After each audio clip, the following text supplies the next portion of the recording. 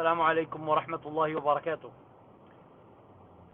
Inshallah, we'll get back to all of our sessions. The first one on Al-Sahih al-Mansus in Minhaj, and then the second one that we just started about like a week or two ago about Shurut al-Wudu. And we're going to go over all of Shurut al-Wudu in depth and detail, bi'idhnillahi ta'ala. And it's going to be a lot of material, a lot of details, so make sure you're taking notes. The mas'ala I want to speak to you today is about the issue of al-Jarmuq. Al-Jarmuq, it refers to dressing or having two pieces of footwear on your foot at the time that you want to wipe on the foot. One being khuf, and the other one not necessarily being khuf. If it is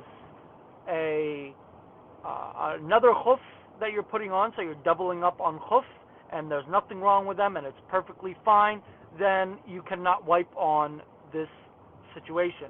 However, the permissibility enters in when we are saying that it's not two separate khuf, but rather one is a khuf and the other one is just extra that you're trying to wear for warmth or for protection, etc. Okay? But the discussion that I want to point out today is that when they initially accepted the wiping concept, the argument, the discussion shifted from simply allowing to what is the true nature of the Jarmuq? How are we looking at these two pieces of footwear? So those that said, you can, they differed on how are we describing the Jarmuq. Ibn Surayj tells us that they differed into three meanings.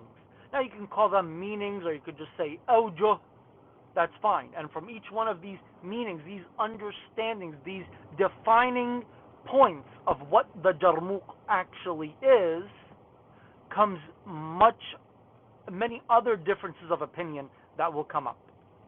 Kalam Jameel. طيب. The first one is that they said, we know that the khuf and wiping the khuf is a substitution for washing the foot. So we're going to look at the Jarmuq as a substitution for wiping. Okay, that's number one. And from that came many other masail. The second,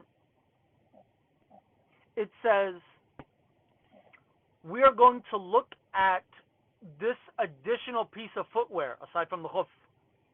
If we're just speaking about a piece of cloth or material that's being wrapped around, and it's underneath the khuf, then we'll treat it as just additional padding.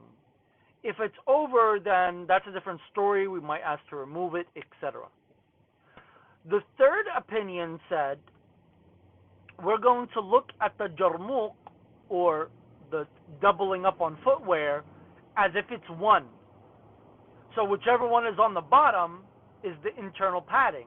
Whatever one is above the khuf is external padding. These 3 points and differences of opinion are the determining facts that impact all of the masail and details that come afterwards. So they'll say, if the Jarmuq looks like this and it's treated like this, then it's this.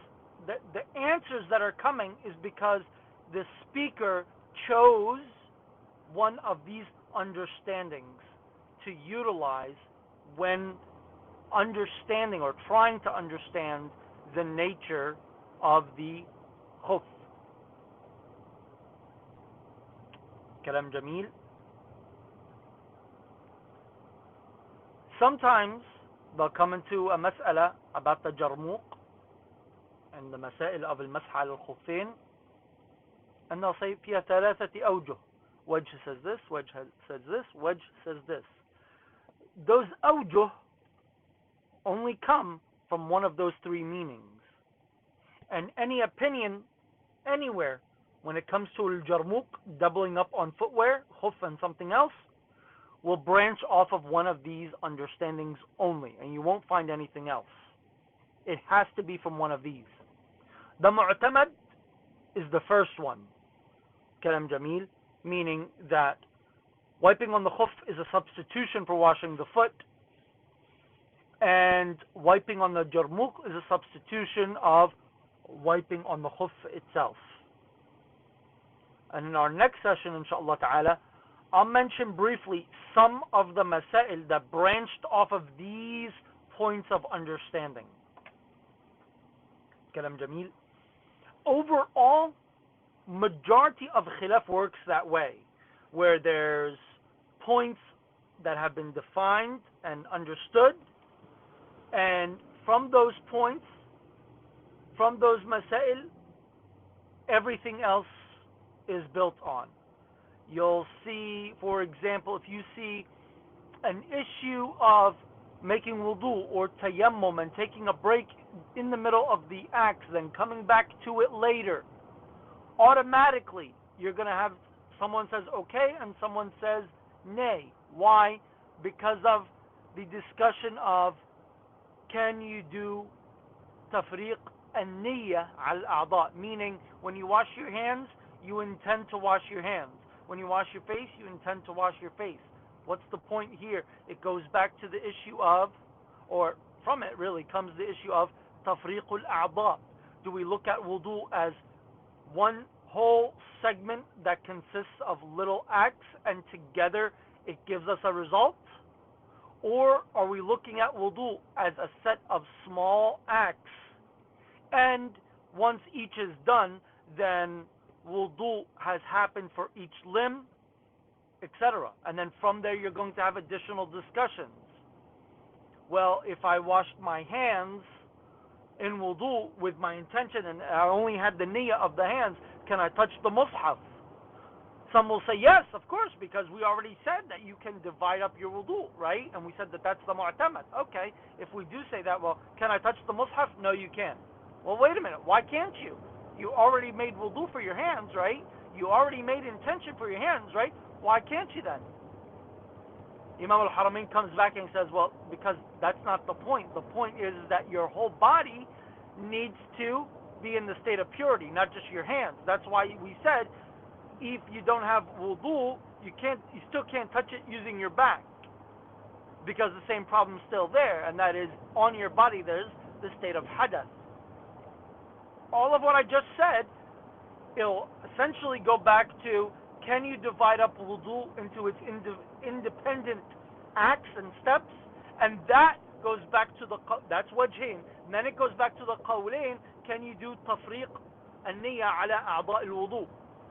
So instead of making one intention at the beginning, no, you're making an intention for each limb that you are washing. So you see, all of that discussion will go back to there. So what if I'm making tayammum? I made my niyyah, I hit the ground, and then I went and did something for 15 minutes, and I came back. Do I pick up from where I left off, or do I have to start over? Well, that's going to go back to, can I break down the act over the actual limbs, or not? Well, that's going to go back to, can I break down the niyyah to each limb, yes or no? Right? Sheikh Fadl in his fatwa, he was asked about the issue of tayammum. He says, well, that'll automatically go back to the original discussion, and that is tafriqi a'da al-wudu. And they'll go there, they'll take the issue back there, and then they'll build on that. Kalam jameel. And the khilaf, 99% of the time, will happen because how are you understanding that original statement throughout the different steps of the scenario? Kalam jameel. So that's the mas'ala I want to speak about today. Inshallah tomorrow, maybe even later today, if Allah subhanahu wa ta'ala has it written for us, we will go ahead and do a segment on shurut bi-idhnillahi ta'ala. Na'am.